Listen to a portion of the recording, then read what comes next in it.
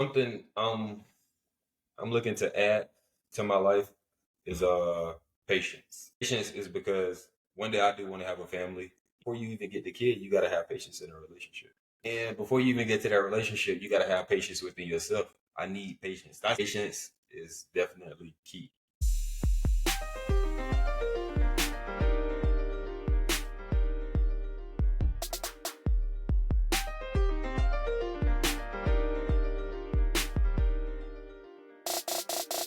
Good evening, everyone. Welcome to Uncomfortable Conversations. I'm your host, Jabri Cowan. I got a very special guest with me. I brought my friend, my brother, Mr. Willie Sweet. How you doing, man? Doing pretty good. I appreciate you for having me on the show today. Of course, bro. Anytime. I told you that, man. I like you represent HBCUs. Of course, of course. It's the wrong way. Okay. Shit, what? That's Hey, look, we love our HBCUs, but FAMU is the crazy. greatest. That's I crazy. guarantee you. The Look, greatest. North Carolina A&T State University. That's the most illustrious and the greatest HBCU across the land. I think I said that before. I don't think nobody believe that but you. Everybody believes that. Well, look. All right, look, let's dive in, man. So, Mr. Sweet, tell me a little bit about you. Where you from, man? Well, I grew up in Florida, of course, one of the greatest states. Yeah. But I grew up in Florida in this small community outside of Tallahassee, Florida, called Quincy, Florida. And it's very, very small community, probably never heard of by anyone, called Sawdust, Florida. Sawdust. Yeah, that's country. Very country. Sawdust is crazy. Very country. So what did that environment look like, man? What kind of people did you grow up around? Any kind of influences that you had in your life? What I can say is, I can say Gaston County. That is the county. Mhm. It was once one of the greatest counties in Florida, and I say that it was one of the richest counties in Florida due to production. That's where the Coca-Cola company was founded, so therefore the county was pretty rich. Okay. And, so it was pretty upkept due to the fact that it was bringing in good revenue. Yeah. But once that company left, this company left like way before I was born. But once it left, it caused, like a lot of people lost jobs because it was depending on those factory jobs and everything that Coca-Cola brought. Yeah. Once the company left, it caused poverty on Gaston County. Yeah. So the city went in a downwards position. So once Coca-Cola left, other places left, so it just got worse and worse. Crime raised up. So it was like poor crime, majority black. So that was pretty much my community. Have you ever experienced anything that kind of made you reevaluate yourself or your situation? Something in your life that maybe caused you to feel alone, where you could only support yourself, where you felt like you had to support yourself because no one else could relate to you?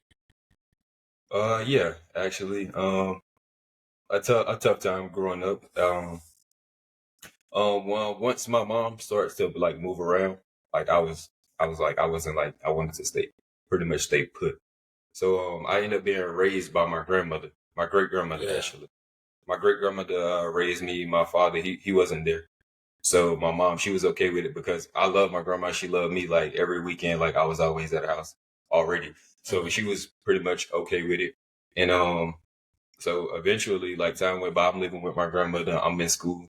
And stuff happened like teachers or friends, like they ask about like parents, like they ask about your father, they ask about your mother, like, yeah, your mother doing this, or like my mother coming to this, or my dad coming to this. But I'm in a situation where like they ask me, and at the time I'm a kid, I'm like my parents not there, like, what I'm saying? Like I know I say like my mom gave like I went with my grandma, like it wasn't like I was like I want to go live with my grandma. You know what I'm saying? It's a little more to the story than that. But I was in a situation where I can't like I don't know where my mom is. I don't know where my dad is. So like I felt different. Yeah. Like and everybody looked at me like, dang, because everybody around me at least had their mom there or their dad there. Right, and that's got to be tough to kind of witness and see them have their parents around, but you can't like share that moment with yours. Yeah, like we have my great grandmother. So of course, she's older. So like we have school events and like everybody parents like come out and my grandmother like if she can make it, she can come. If not, like, then we can't go. You know what I'm saying? Yeah. So it was like that. So I was limited to a lot of stuff, and like that, like I respect it. I respect her. To this day, she died a little bit over a year ago. I'm sorry, man. Yeah, it's okay. That God definitely gained an angel with that. Yeah. She's definitely a blessing to my life. But it wasn't the issue. Like I respect, like I looked at her like my mother, but it was the fact of knowing like my actual mother and my actual father wasn't there. Yeah. So it was tough for a father figure. I had an uncle. He used to he stayed a few minutes, maybe like 15 minutes away from me, but like that's who I looked up to as a father figure. Mm-hmm. You know, he got me into sports. He got me into like pretty much everything that I'm into today. Like he was that father figure. Yeah. He pointed me into like the right directions when I had questions like to ask a father. He was there to answer those questions, or he was already there to prepare me for like, all right, I knew you gonna ask these questions, so look, I'm gonna, you know, so that's what's up, man. That's beautiful. I'm glad that you had like that positive male role model to kind of set that tone for you. You know what I mean? To kind of point you in a direction, the right direction, so that way you can have some kind of guidance. You know what I mean? Yes. So is that you not having your parents like be like an active part of your upbringing? Is that something like that you kind of battle and you're constantly reflecting on and kind of having to kind of ask yourself, like, what does that mean to you, like, as you're getting older and the impression it had in your childhood? I would say when I was younger and like it was first presented, like neither one of my parents there is like I'm a kid. Like I don't know. Of course, it's like where mom at, like where dad at, but like I'm a kid. Like I'm having fun at the time. I'm with my grandma. You know, like this is what I want to be. I have a huge family, so my family always coming around. So like I'm having a good time. But Yeah. then I get older, and then I realize like, dang, where my mom? You know. And then like sometimes I try to reach out, I try to call, but you know sometimes I don't get answers, and sometimes I get like I talk to her like maybe once a month, maybe like you know sometimes like it's never like oh I get to talk to her every day. I get to talk to her once a week. Like it's always a span. Like I never got to talk to my dad. I never really got to see him.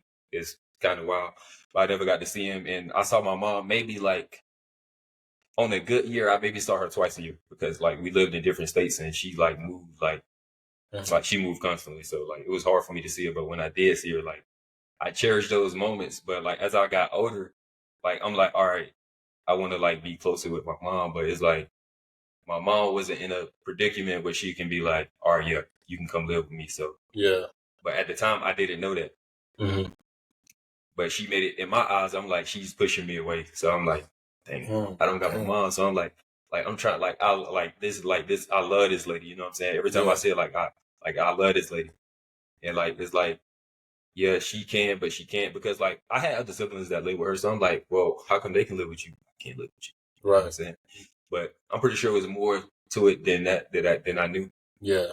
Which it's okay, but you know, and with my father, he was pretty much never there. It was just you know, I grew up like I'm 27 years old, so like during my time period, even to this day, even before my time period, like typical like father not there, like he had his own situation going on where he couldn't be there. Like to this day, I don't feel any type of way. I'm not mad, like because like all those factors in my life came together and made me who I am today. Right. You know. Yeah. So I feel you.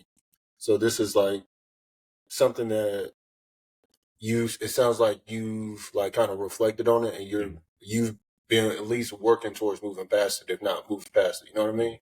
So what is that, I guess, what does that process look like? That healing, what does that look like? Like, how do you eat with anything, you know, like that was just an example, like your parents, but anything in your life where you face some type of adversity that kind of throws you back in that same position, what does that healing look like to you?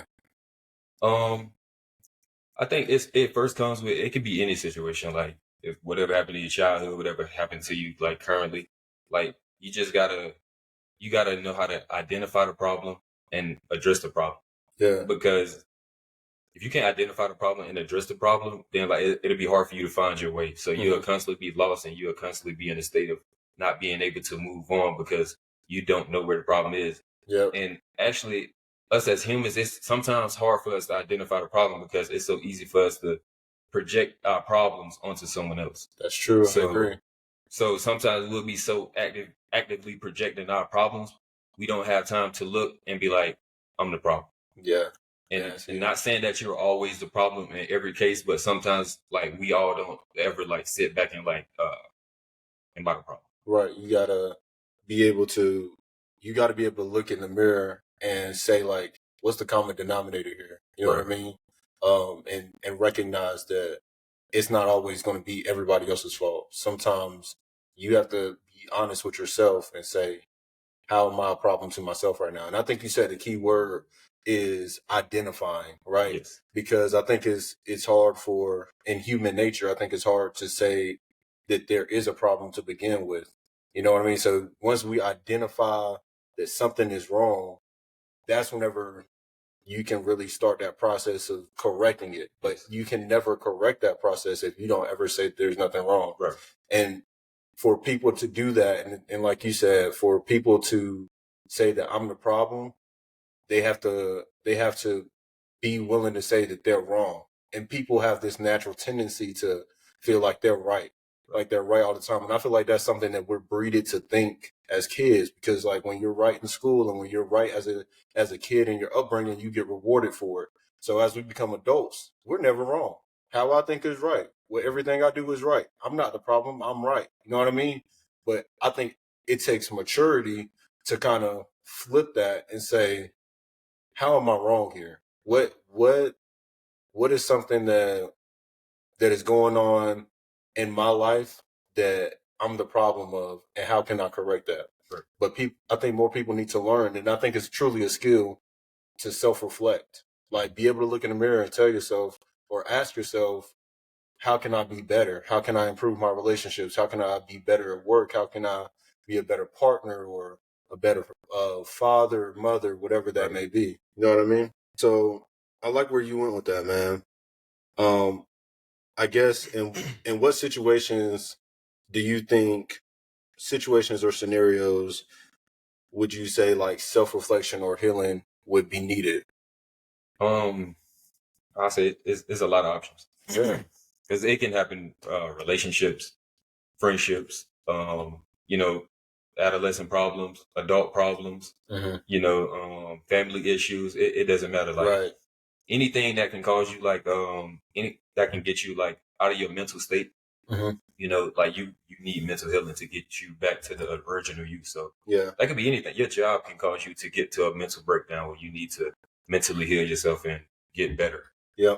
So pretty much, it's a lot of options out there. So like, you just got to know like, okay, well, this is causing me to act different from my normal self. So you got to once again identify that and then like work on that. Yeah, I agree, man. So like to me, it's anything that can be traumatic. So anything that causes like you to feel like, or you've been going through something that you've never been through, that your brain has trouble processing. Like that's what trauma means to me, right? Yeah. So I think anything that's traumatic, and it can be involved with anyone. So family, work related, in a relationship or anything like that. I think in times like that where you're exposed to extreme uncomfortableness, you may need to dial back and ask yourself what's going on, and try to take that time to process it. Because it's whenever you don't take that time to process it is whenever you find yourself having difficulty managing what you experience. You know what I'm saying? So that's whenever you kind of, I think that's where you see people struggle with certain things, like with talking to people, or being involved in things, or being an active partner, a communicator, listener, things like that, because they don't know how to process what they've experienced. And I'm somebody that encourages you kind of pushing yourself a little bit outside of your comfort zone, because I think that's where you learn and that's where you grow, right? But if you ever experienced an extreme uncomfortableness or something that you've never experienced, and you just can't, your mind has a difficulty processing that, that's where you need to dial things back for yourself in your own life. Whenever those things happen, you need to dial things back and start trying to slowly digest that, and not try to sweep those kind of things under the rug. You know what I mean? Because people have very hard times coping. You know what I mean? And that's where you see people that like struggle and they are aggressive to other people, or they explore drugs and alcohol and things like that, and then they struggle with addiction and things like that. So I just think when it comes to taking that time to heal, you need to understand when you went through a traumatic experience or something that's like an extreme uncomfortable. So in those situations, maybe in your life or just in general, in those scenarios, when you rushed healing or didn't heal, what did you experience or are you currently experiencing from rushing that process? I can say if you rush that process, you don't get a chance to properly heal. So you rush it and you may miss something, and you'll miss it, and then like for I say relationships, for example, you can be in multiple relationships and you'll keep noticing, you be like, oh, the same thing keep happening, keep happening, and then you like, oh, these people ain't, you know what I'm saying, they ain't working nothing. So you projecting that onto them when you're not realizing like it's a pattern with everyone. Like everybody is pretty much not the same, you know. But you can cause somebody to react in a similar way. Yeah. So like you're not noticing that your actions or whatever you're doing is really the problem. So until you can identify that and properly heal and be like, okay, well, I know I'm a bad communicator. Yeah. So let me go back and let me work on communicating, you know, and now I'm able to communicate. Now I can put myself in a position where if I have to communicate, it's okay because I've worked on that.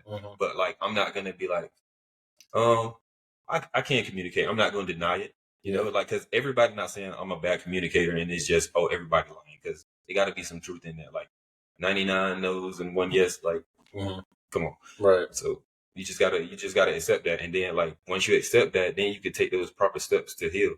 If you don't take those proper steps, you're just going to be in limbo. You're going to be in a circle. It's going to be a repeating cycle of the same hurt over and over and over again. Exactly. I think the same thing. Like if you don't take that time to properly correct yourself, you find yourself in that same cycle, like that same circle of things repeating themselves. You know, and I think that's where a lot of people find themselves, because again, a lot of people are scared to admit that they're wrong or they're doing something or that they are a problem in their life or in someone else's life. You know what I mean? So they struggle with identifying. I like that you used that earlier. They struggle with identifying and then accepting it. You know what I mean? Right. And you gotta be able to first see it in yourself that you're that common denominator, and that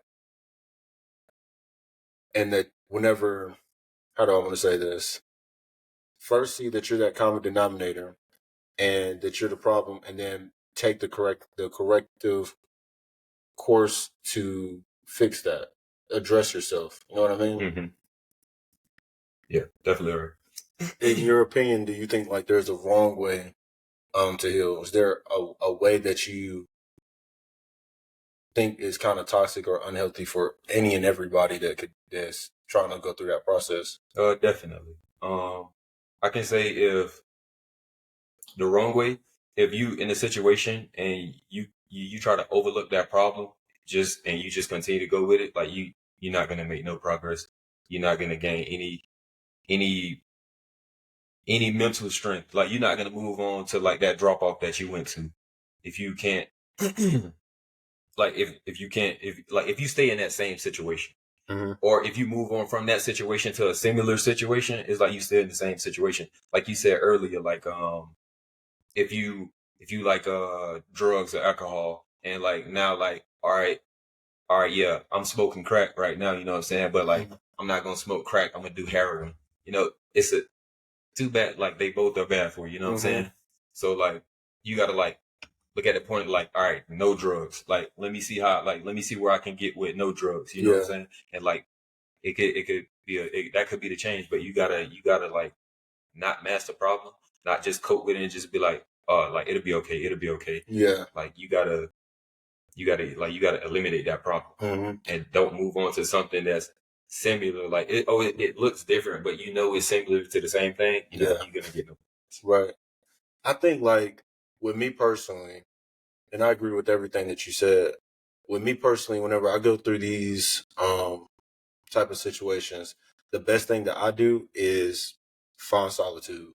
Like I like to say cocoon myself, you know what I mean? So I like to take that time and be by myself and really kind of put myself into deep thought about the situation because I like to explore all perceptions of like whatever the case may be. So like one of the hardest things that happened to me was I lost a mentor to me last year in December of 2022. And I really struggled with losing him, and I felt more guilt in me um because I lost him. And it's because of the relationship that I had with him when I was in high school. I was in this group called Impact, and that's an acronym for Inspiring Men Promoting Achievement, Character, and Trust. And I don't know want to say his name, but man, like when I tell you he was a huge inspiration to me in my community because growing up, like in the school that we went to, we didn't see a whole lot of black men promoting like a business like approach to life or like what being a man really meant in your community. So we would do a lot of community service projects and this, that, and the third. But losing him hurt me because when he left my school, I felt like he abandoned me and my where I was in progression to reaching my potential. You know what I mean? And I was just selfishly thinking that because he got a better opportunity for work and everything. And um, when I lost him, long story short, to kind of wrap it up, I found myself in a place where I just wanted to be by myself, and I wanted to really like think back on what that relationship meant to me and what can I do to not feel this way again. So in a lot of cases now, I love reaching out to people and making sure that they're okay because that's one thing that I didn't do with him because I felt I was abandoned. There's not too many times where I reached out to him and said just to check in and see how he was doing. Cause I was like, dude, you left me whenever in like this most critical part of my time in my life, like where I'm most impressionable, where I I felt like I needed him. You know what I mean? So I make it crucial now today to reach out to people and just check in, like just see how you're doing. Like I don't want anything. I don't want to have a long conversation with you.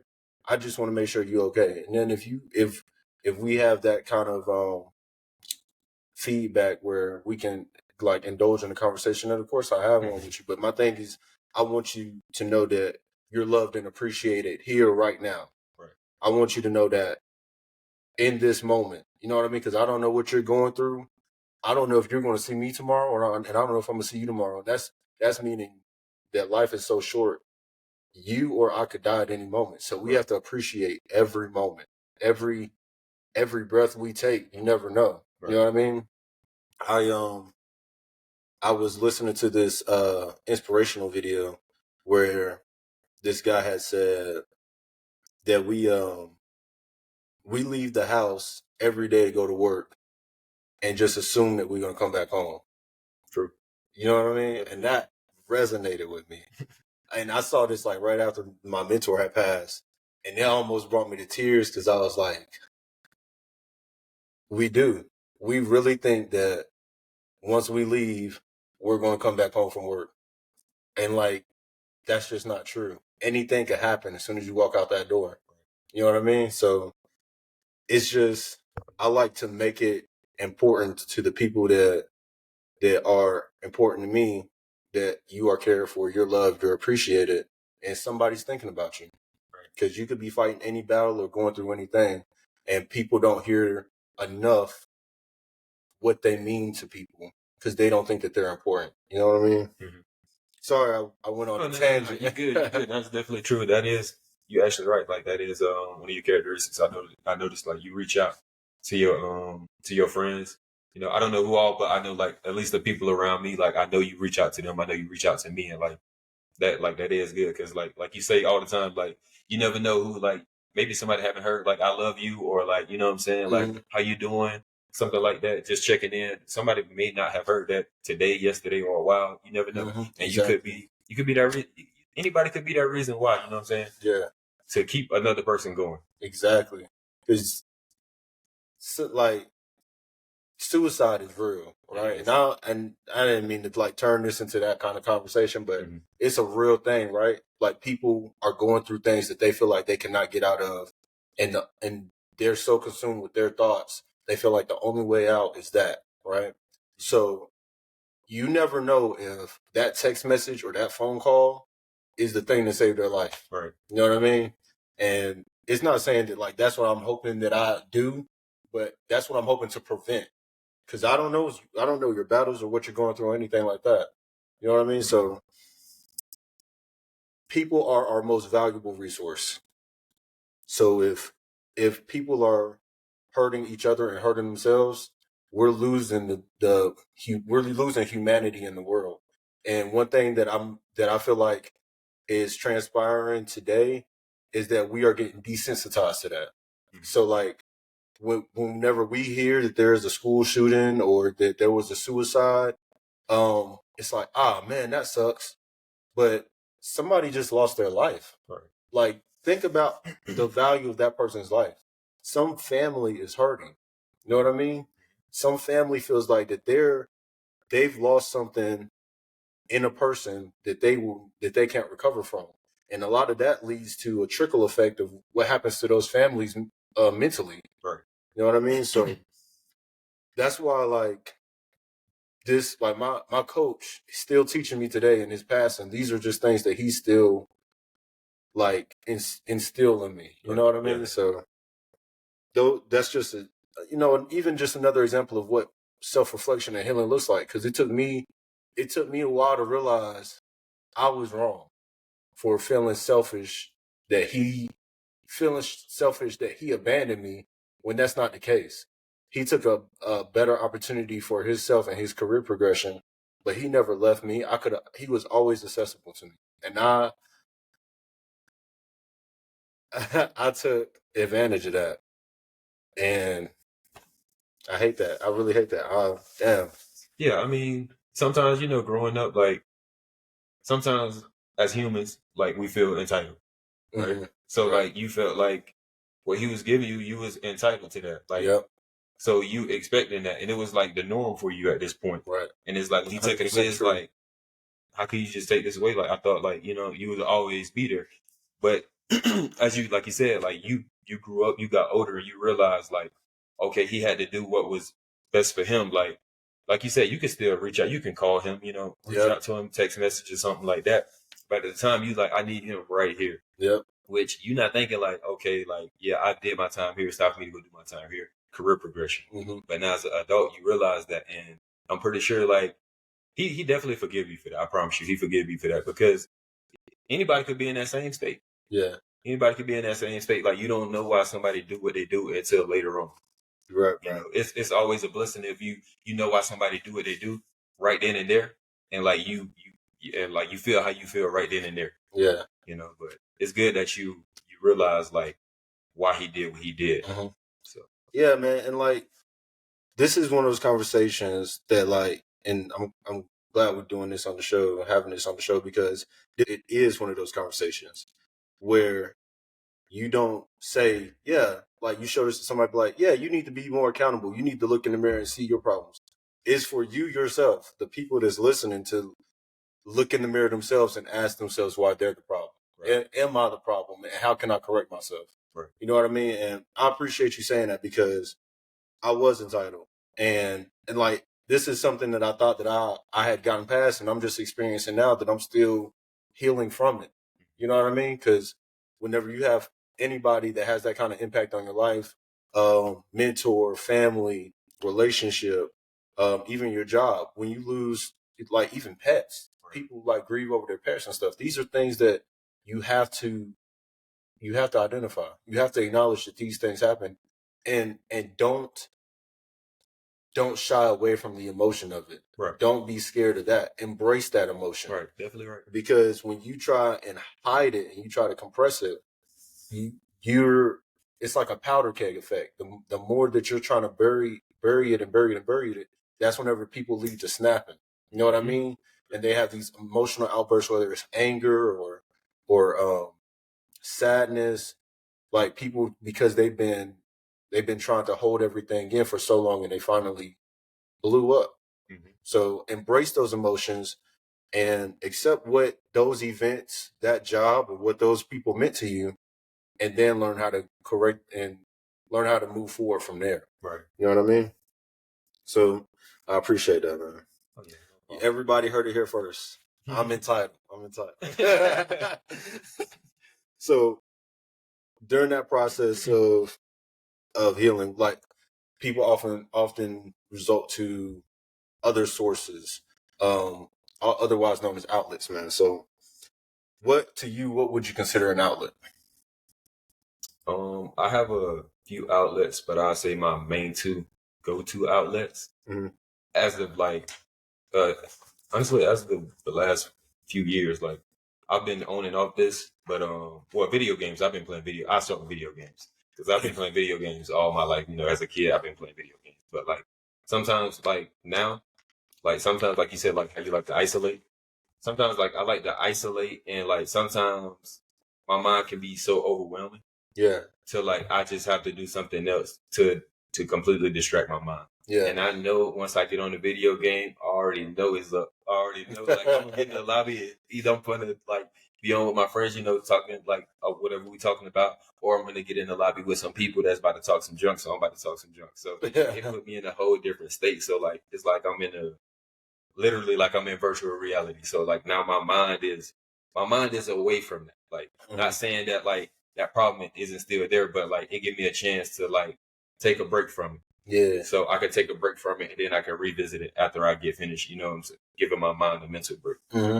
And one of my second one is music. Like I grew up with older cousins and like they used to make music like I was probably like 13, 14 years old. Like I'm trying to rap on the track with my cousins. Like, you know, at first it's just fun. Like, you know, they own it, they doing it, so I want to do it too. Mm-hmm. And over time, like just doing it, I say it probably didn't start until I got to college. And I realized that like I can use my music to basically exhale. Yeah. So not necessarily every time like I'm going through this situation, so I'm gonna go like make music on that situation. Mm-hmm. Like sometimes I just like I feel the beat and let the beat like flow me and like whatever direction it take me, like I just relieve. Like it could be something else. It could have been something else I went through. Like and then I can just mash a few of them together, and it's like therapy to me. Like some people that don't make music for therapy wouldn't understand. Yeah. Not saying everybody wouldn't understand, but it's like talking into the mic is like I'm talking to somebody and like they just sitting there just hearing me out. Yeah. You know, and I'm doing it in a form that I like because I love music. Like my music aside, like I have a lot of respect and love for music. Yeah, man, that's what's up. That's admirable. One of the my favorite things that you ever said to me was, if nobody gonna listen, I guarantee you that mic gonna listen. And I was like, dude, that's a real spill right there. Because like sometimes we can think that it's so hard to talk to somebody and get our point of view across and feel understood in that same way. But your love for music and appreciation for it is like whenever you can talk to the mic, you can literally get everything that's been bothering you off your chest. And I think everybody needs that outlet. Everybody needs something that makes them feel that way where they can get it out. And like for the longest, with me, it was wrestling because I wrestled in high school, and I didn't even realize this was an outlet until I stopped wrestling. Because when I stopped wrestling, it was like, what am I going to do? You know what I mean? So like anytime I felt stressed, in high school or anything like that, wrestling was it. I could take it out on somebody else, and I'm not saying violence is the answer, but I was able to relieve my stress through activity. You know what I mean? And whenever I couldn't do that anymore, I struggled with what is the thing that I'm going to do to feel better about situations. You know what I mean? And now it's working out. So now I like to me, an outlet is anything, an outlet, good or bad, is anything that can take your mind off of the situation that you're going through or an experience that you're going through. You know what I mean? Right. And that leads me to my next question. What is like to you? What is the difference between healthy and unhealthy outlets? I'll say a healthy outlet is something that allows you to gain control over yourself again. Yeah. So whatever that may be, like in my instance, my example, I'm gonna go back to video games. Like I say, it's a healthy outlet because it allows me to give my mind a break and revisit what was on my mind later, and I can come back with a more like, okay, I know how I can resolve this, Right. or at least attempt at trying to solve it. Mm-hmm. So I say like that is a good way, like to gain control. Pretty much gain control. If you can gain control, that's definitely a healthy way to move on. Yeah. Unhealthy way is abusing yourself. Mm-hmm. Like once again, like drug addiction, alcohol addiction, or maybe messing with a person that's like not good for you, like Yeah. or like being in an area that you don't supposed to be in. Mm-hmm. So don't abuse yourself. If you continue to abuse yourself, like that's unhealthy healing. Like you may feel like, oh well, I stopped doing this, but I went to something that's equally bad, so I'm healing. But no, you're not healing. Right. You just went from one to the next, and you didn't give yourself time to heal. Right. So just to a healthy way is gaining control. Unhealthy way is abusing yourself. Right. I agree with that, man. I think that like unhealthy ways or unhealthy outlets, a lot of people find themselves misusing themselves or other people. So you see the drugs and the alcohol, and you see maybe, gosh, I don't know, people that's like maybe super aggressive and violent, things like that. And another one that I think doesn't get talked about enough is people taking advantage of other people in a lot of ways of intercourse. So sometimes you see people or you have people that go on this run of just sleeping with a lot of people, but in that same way, you may feel like it's an outlet for you, but for one, you're not addressing the problem, and for two, think about how many other people you're hurting along the path of something that you're supposed to be going through yourself. So now you're stringing along all of these people and making them feel you're making them feel used and abused for your own personal gain because it helps you feel better about yourself. Right. But you're not addressing the problem within yourself. Right. You know what I mean? So it like to me I like those healthier outlets of exercise or reading or playing games or just being productive. I think the most helpful outlets are the ones where you're productive. So you're finding skills and knowledge within yourself, as well as you could be doing something for the community. Mm-hmm. So through service, that's another valuable and healthy outlet within itself. So I agree with you, man. Like anything where you're harming yourself, I would consider that to be an unhealthy outlet. So to you, what are your expectations of healing? My expectation from healing is to gain happiness, get peace of mind, and overcome like whatever's been bothering. Yeah. So those are my three my 3 points. I say because definitely you want happiness because when you happy, like it seems like life is much better like when you happy. You know what I'm saying? Mm-hmm. No matter what situation you in, if you smiling and it's a genuine smile and you just like my day is good, like you good.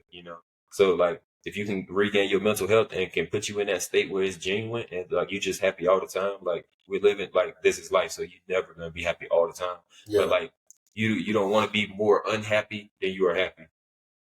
So yeah. Like expectations are like if I heal properly, I want happiness out of my proper healing. Right. And I think with proper healing, like you will get happiness from that, and you will gain a peace of mind from that. Yeah. Like people do different things to gain peace of mind. Like you said about the isolation thing. Like I like to isolate myself. I feel like that helped me gain peace of mind. And when I isolate, and then like it helped me gather, and then I can, if I feel like I want to share like what's been bothering me with somebody, or like if somebody that's near to me asks me, like I'm okay with sharing that. Now that I had a chance to like isolate myself and calm myself and like prepare my thoughts. Yeah. Versus um somebody like it don't even got to be an issue between me and you, but you can see me just sitting here and you be like, "Hey, sweet pop, like what's wrong?" You be like, "Hey, bro, what's wrong?" And I'd be like, "I'm good, bro." Like he was like, "Nah, what's wrong with you? Like tell me like what's wrong?" Like trying to force it out of me. Yeah. That kind of made me more so like Rebellious. yeah, like I don't really talk about it or share it with you now. Like it's kind of like I don't want to like you know. But like I definitely isolate myself so I can get those things, so I can get my happiness, so I can get my peace of mind and and just overcome the problem. Yeah, I feel you. I think with my expectations of healing, I've learned, and this is going to sound counterintuitive, but I've learned to not have any expectations. So I know it's crazy, right? But to me, and I agree with everything you said, right? Like that's the goal, right? I want to be happy, and I want to find some kind of secureness within myself and things like that, right? But healing is hard. It is. Healing is hard, and not even it's so hard. A lot of people refuse to do it. Right. You know what I mean? So whenever I think of now, like reflecting on things, and I'm going through a process because it was a traumatic or an extreme uncomfortable for me.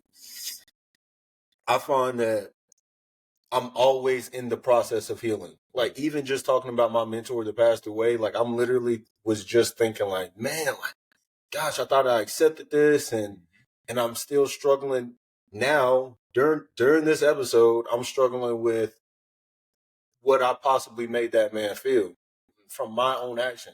You know what I mean?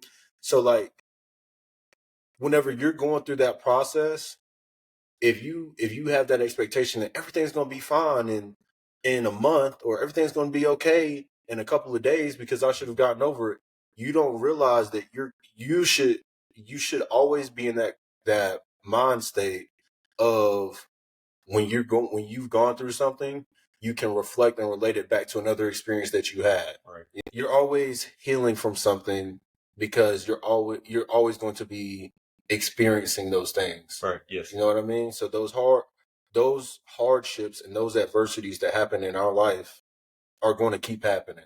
You know what I mean? And you should just learn from those things and be prepared to apply those for the next thing that's coming in life, because life is hard. Healing is hard. So you not having an expectation of saying I'm going to be okay is more realistic, but the main important thing is you're working and you're progressing and you're going down the right path, because now you know that there is a problem and you know what that course looks like to put yourself in a better situation. It's not to reach that destination. It's the journey of putting yourself it's the journey of putting yourself into the destination, but not the destination itself, if that makes sense. So you're always going to be healing. You're always going to think back on those things that hurt you, that heartbreak that hurt you, that divorce that hurt you, that loss of your parent that hurt you or grandparent that hurt you, your job that you lost because they were doing layoffs or whatever. Those things, the pet you lost, those things that we grieve about, those things that we struggle with accepting, those things are unfortunately continuous things that happen throughout our lifetimes. Right. So we're always going to be in that state of healing, and you will never fully recover from you will never feel like you've really recovered from that event. Mm-hmm. So you have to know what those steps look like whenever you find yourself in that situation of, man, like I'm triggered right now. Now I need to resort back to reading, because when I was reading, this helped me feel better. Or now I need to get back into the gym because when I got into the gym, it made me feel better. You know what I mean? So having an expectation of healing to me means that healing is done, that the work is done. But to me, healing's never done. The work never stops. You know what I mean? So I'm always on that pursuit of that happiness that you were talking about. And I'm always on that pursuit of feeling more reassured within myself. Right. But it always needs work, because throughout life, I'm growing and I'm changing, and I'm going to experience more challenges and adversity. Where does healing begin? Where does self-reflection begin? Like where do we start at? Pretty much emphasizing everything we said. Just addressing the problem. I feel like if you can address the problem, like everybody heard it, like, dang, how does it go? Like, you how you get over something by addressing the problem first. What's the little quote? You know what I'm talking about, right? I do, but I don't know what the quote is. I do know what you're talking about. But yeah, but pretty much like address that problem. Like if you know what it is, like if you don't, like that sucks. Like it sucks if you don't, but like you got to fight to figure out what it is so you can quickly address it, because that's what you got to do. You got to address the problem, and then you move from there. Mm-hmm. Like you know what steps you got to take, or if you don't know what steps you got to take, like the problem is, so now maybe you can go talk to somebody else, and you know what to tell them that you need help with. Yeah. So address the problem. I like that, man. So I got to go back to bring it back full circle. Something you said at the very beginning is identify. So addressing the problem and identifying, right? And something that I really love that you just said is finding like those resources to help you get through it, right? So like not all healing can be done alone. A lot of times we're going to have to lean on family, and sometimes our family's not the correct option to lean on. So sometimes we have to lean on friends, and our friends may not be that option. So sometimes we have to lean on therapy. You know what I mean? And something I don't think is talked about enough in our community is therapy, right, and using that as an option for us to, as an outlet, for us to be heard, for us to feel understood, for us to get different perception. So that way we can understand where other people are coming from that may be involved in something that we're trying to heal from. Right. You know what I mean? Because whenever we go through that traumatic event or that extreme uncomfortable, human nature, it's all about me, me, me. They did this to me. I feel done this way. They were wrong. I was right. And something that therapy allows us to explore is perception, what that person may have been going through, especially if they have other life events going on in their life. You know what I mean? So it begins with identifying and being able to find resources and things that can help us down that journey. You know what I mean? Yes. And I myself had to go through therapy for healing, for things that I felt like I struggled with so deeply that I wasn't able to fix them myself. Mm-hmm. You know what I mean? So you definitely hit the nail on the head, addressing the problem and finding those resources. All right. So coming here to the end of our show, I have some closing questions that I ask every guest. Okay. So 5 questions. Are you ready? Ready. All right, man. So what is something that you are working to add or subtract to your lifestyle and or mindset? Well, something I'm looking to add to my life is patience. Definitely patience is one and acceptance is another. Patience is because one day I do want to have a family, and like when you start having kids, like it's definitely gonna take patience. Yeah, that's a natural skill you learn. I'll tell you from experience. But aside, before you even get the kid, you gotta have patience in a relationship. Yeah. Oh, right. Critical. And before you even get to that relationship, you gotta have patience within yourself, because you can't rush. So you gotta. I need patience. That's why I know, like, I'm way better than what I am. Yeah. Where I came from, but patience is definitely key. Gosh, hot takes. Get them while they're hot. I like it. What about something you're trying to subtract from the lifestyle? People with poor effort and poor mindsets. Mm-hmm. Because I feel like if you give poor effort, like you're just gonna eventually cause me to give poor effort. Like all that. Like I don't care what anybody say. Like the bad will always ruin the good. Mm-hmm. You never put a ripe apple in the bag and it all of a sudden brought the whole bag of apples like back right, you know. Yeah. So like if you got poor effort, like I don't want your energy around me because I have goals that I'm trying to accomplish. Mm-hmm. And like I want people that's working on stuff, people that can push me, people that I can push, that's people that's trying to get that next level. Like because not only like I could be motivating you, but I want you to motivate me at the same time. Yeah. So like that's I what I feel want. you. Like so get rid of the poor effort. And if you got a poor mindset, like you don't want to be that go getter, like you don't want to do what it takes to get to that next level, or like do what it take. If you lack that mindset, I don't want to be around that. Like I want to be around like strong minded people. Like not saying that you got everything together, but you aware enough to know like this is where I want to go, this is where I want to be, and you put in that work in to, get there. Yeah, I feel you. So your circle, the people that you like affiliate yourself with, and the people that you want to, be around, people you care for. Yes, definitely. Yeah, I feel it because you having those bad people, those people typically tend to leech on to you whenever you're trying to do things for yourself. You know what I mean? So a lot of times I think a lot of people have that experience where they're trying to get themselves somewhere, and maybe it's somebody they care about, or maybe it's somebody that's coming into their life just to kind of reap what they can out of that person. Right. And a lot of times that person may feel like they're being held back because of them. You know what I mean? They can't explore what their potential is or their goals are because they have somebody that's always leeching on and kind of dragging them down. Right. So I like that answer, man. Next question. What is happiness to you? Where does it come from? Happiness to me is pretty much feeling secure within yourself. So if you can feel secure within yourself, I feel like that give you confidence, and like that just make you happy. Like you're happy. And also I feel like you would know it yourself.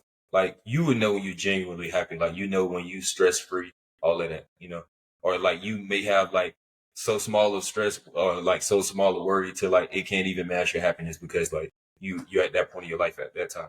Right. So that, and like others should be able to see it like dang, Jabri looking like, what I'm saying? Jabri looking good today. Like he's just glowing, what I'm saying? You should have that natural glow about yourself. Like, and it should be noticeable. It shouldn't be like, dang, I see him over there smiling, but like, I look over there again and like they head down, or like, they kind of feel like I'm noticing like they out of it, so you shouldn't try to like, it won't be a fake, like, cause people can notice, like people will genuinely notice like your natural glow. Everybody have a natural glow. Yeah. No, I love that answer, man. Happiness comes from within, Yes. How can I be happy with anything else if I'm not happy with myself? Exactly. I love that answer. Third question. What is something that you know now that you would tell your younger self? Two things. First one is don't hold on to anything that you can't control. I love that. Because especially as an adolescent, like you have very small control. Yeah. Anyway, so like, I'm not even buying my own school clothes at this time, Yeah. So like when life things happen, like I know it's tough. Like you can't just go to a kid and be like, hey, you can't control that. Don't worry about it. You know what I'm saying? Like if they parents leave, like that hurt. That's a kid. Like all they know is like that's the people that brought me to this world. So like that hurt. But but you can't control that. So like I tell my younger self, like, hey, you're gonna face adversity in life, like things gonna happen, like don't hold on to it. Like don't hold on to those things that you can control. Control what you can control and continue to move accordingly. Right. And I also tell myself, don't be afraid to open up. Like when all those problems, like that's what really like it began for me, like starting to like shell myself off when I noticed like everybody like they parents around or got a parent around, and like I'm the only one don't. So like now I'm like stepping back to the shadows and everything. Yeah. And like people would like ask about it, but like I'm like I'm just shying away from it. Like I don't want to talk about it. Like teachers will ask, or like friends got asked. Well, I'm shying away from it. Like even when I even got older, like I just like shied away from it. And I should have been, not saying everybody that asked that question, but I should have been more willing to open up, like, or willing to like, okay, it's on my mind. Like I trust this adult. Let me go talk to them about it. So I would definitely tell myself, like, don't be afraid to open up. Definitely. Be a little bit more vulnerable. Yes. Yeah, I think being vulnerable goes a long way. I think especially men, we are scared to be vulnerable because we've all kind of experienced a situation where that vulnerability can be used against us, Right. and you have to learn how to trust and be vulnerable again. That's how you build true, genuine relationships is through sharing and being vulnerable. And caveat off of something else you said about the things that you can't control. You can't control what you can control, and strive to do the best you can with what you can control. Right. But with the things you can't control how you react. Right. Show like how you respond. That's going to be the difference. You know what I mean? Right. What's the next step? This happened. Okay, what now? That's what's more important to me about those things that we can't control. So I agree with you, man. I love those answers. Next question, man. What is a role model to you, or excuse me, who is a role model to you, and why are they? A role model.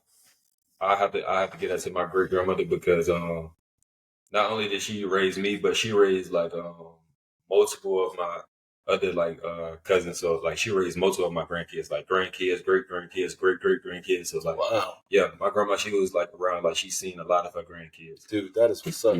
Yeah, That is truly a great. blessing. Yeah, And like she was a very like she made it happen. Like she made it happen. Like when I literally seen this lady like at a point where it's like she had nothing, but she made a way. Like she figured out how to make a way. Like even with her age, she made a way. You know what I'm saying? yeah, She never lost faith. She always like when times get tough, like she never came to me like, oh, times tough, like we can't. Like she didn't ever like bear all the problems. Which like as a kid, like I noticed some of them. Like I don't know like the full extent, but like I noticed like, dang, we can't get this or we can't get that. yeah. You know, and she never bared those problems on me. She did what she can when she can, and she always made me feel like like feel good and like I've respected her all my life. Like, don't get me wrong, like as a kid, like you want to do some stuff, but like your parents don't allow you to do those because like they know those is bad for you. Like I grew up in a bad community, like some of my friends grew up on the side of the town. Like the community is small, but like different streets, like different things happen on different streets. So like some streets I wasn't allowed on. Yeah. So she protected me from those, and I appreciate her for that. So she definitely my role model. Like she definitely is one of the main reasons I'm where I am today. I feel you, dude. That's very admirable. I love that. When you were speaking, I was thinking of my mother and my grandmother, and I was like, man, I'm gonna put y'all on game.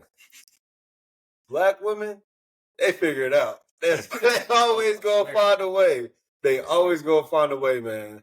And that's admirable that your great grandmother did that. Like she didn't like always tell you like what the problem was. She just was able to find a solution to it. And that goes back to what I said like just a while ago.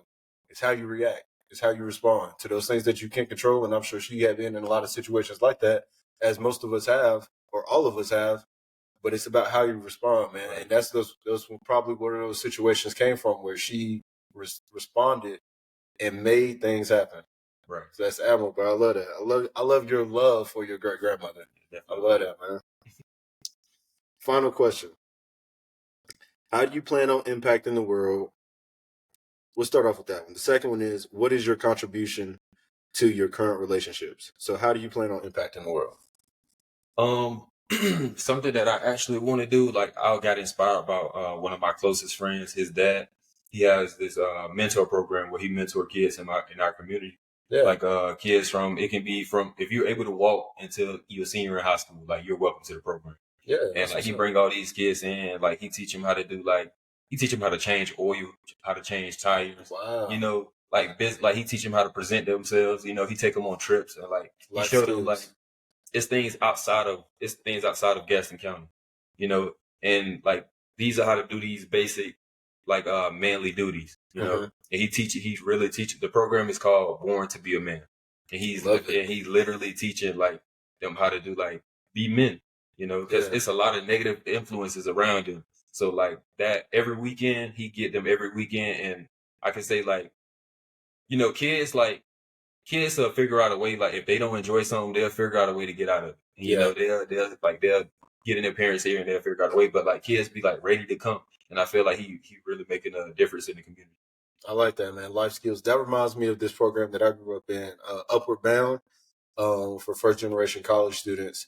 where we got to explore different campuses in different states outside of Salisbury, North Carolina. You know what I mean? So I love that. And also brings me back to Impact, where my mentor was inspiring and teaching us how to be young men in the world. So I love that, man. I love to hear that there's more programs like that, because we need that in communities where we grew up in. Right. Because, like, it's cliche and people hear it all the time, but they are the future. You know what I mean? And in them being the future, we need to change in communities where we come from. We need to change them from being another statistic to being a reason why, being a productive member in the community and society, and a leader in their life and their homes, and inspiring other generations to come. Right. So, second part of the question: what is your contribution to your current relationships? My current contribution, I would say, is love, loyalty, trust, and advice. Because I'm a genuine person. Like, I'm a very kind person. Like, I don't just like walk out here all like just, oh yeah, we're friends. Like, nah, that's not what I do. Like, I can be nice to you. You know what I'm saying? I can like not be a bad person towards you. And I also don't have to be your friend, you know? Right. But if I consider you one of my friends or somebody close to me, somebody that's one of those ships, you know, like I'm gonna give you my love, I'm gonna give you my loyalty, my respect, my trust, like, and advice. Like, you can come talk to me about anything. Like, when any of my friends, like, they don't know this too much because I won't be like, hey man, you going through something, just call me. But when they call me and like we talk about problems, like each one of like we talk to like everybody talk to each other like individually, and like they don't know like how like each one of them, like I talk to each one of them like actually more. Like I want them to come to me. Like, I want to talk to them about problems. Like, I want them to like, I want us to like one of my friends may bring up something and I'm like, you know what, I'm in this similar situation, so like now we can try to work on fixing this together. Yeah. So like I definitely bring the advice. That's what I bring. I witnessed that, man. I can honestly say that's true about you, man. That's something that I love about you. Like, because we don't see that. Not even that we don't see it enough. We don't hear about it enough. Like, people that's literally able to love and care and be a shoulder to lean on. We don't hear about those things enough. You know what I mean? So that's something that I want to promote, and that's one of the reasons why I started doing this podcast, is so people can see this is something that's happening. You can do it too. Right. You know what I mean? Agree. Well, man, we had a great conversation. I definitely loved having you on, man. I appreciate you for coming. I appreciate you for having me. Yeah, definitely. man. Thank you for sharing your stories, bro, and thank you for being vulnerable.